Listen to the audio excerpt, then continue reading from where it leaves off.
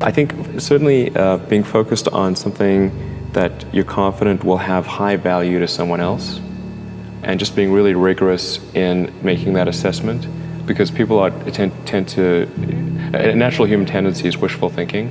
So a challenge for entrepreneurs is to say, well, what's the difference between really believing in your ideals and sticking to them versus pursuing some unrealistic dream that doesn't actually have merit? That is a really difficult thing to tell. Can you tell the difference between those two things? So you need to be sort of very rigorous. I think certainly extremely tenacious, and then just work like hell. I mean, you just have to put in, 80-hour weeks every week.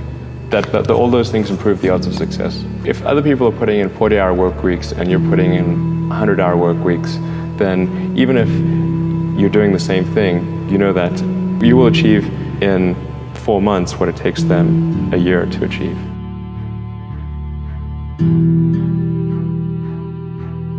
When my brother and I were starting our first company, instead of getting an apartment, we just rented a small office and we slept on the couch.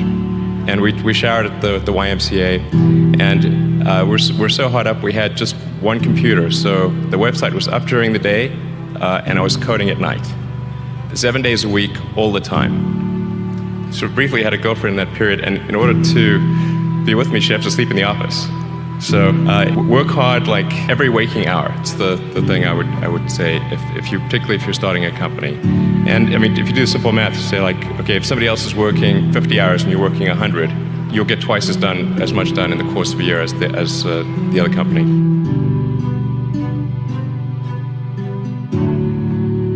In 2001, with just talking to a friend of mine, he asked me what I was going to do after PayPal, and I thought, well, I was wondering, like, I'd like to get involved in space, but I just didn't think there was anything I could do as an individual. But I was curious as to when NASA would be sending a team to Mars, because that was always going to be the thing to do after the moon. I figured that there'd be some plan, and I'd just go to the website and I could read the schedule.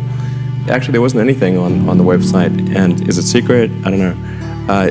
But it turned out that NASA had done a study on what it would cost to do a manned Mars mission, and this was under Bush the First. In his first, he asked for a 90-day study shortly after taking office. And NASA came back with a $500 billion price tag. And he said, okay, maybe not. That's when $500 billion was serious money. So then that got totally shelved, and it was like you were not allowed to talk about any kind of crewed mission to Mars at NASA. Anyway, but I thought, well, if I can do something that would galvanize public interest, and then that public interest would translate to additional appropriations for NASA and increase their budget, then maybe they could do it.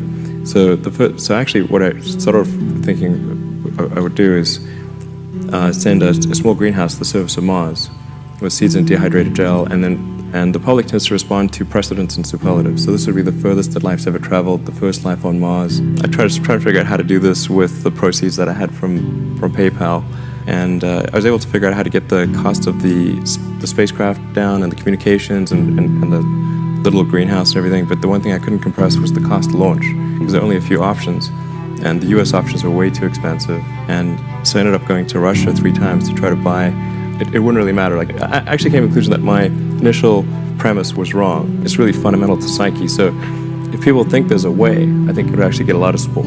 It can't be just banging your head against the wall. I got to believe that this can be done without breaking the federal budget. So that's when I said, okay, well, is there some way to affect the cost of space transport? And got together with a group of people over a series of Saturdays just to try to understand, is there something fundamentally super expensive about rockets, or can the cost be substantially improved? We had a bunch of those kind of brainstorming sessions, and I couldn't see any fundamental obstacle to improving the cost of rockets. So that's when I started SpaceX. At the point, I would say the probability of success was definitely less than 50%. I thought it would most likely not succeed.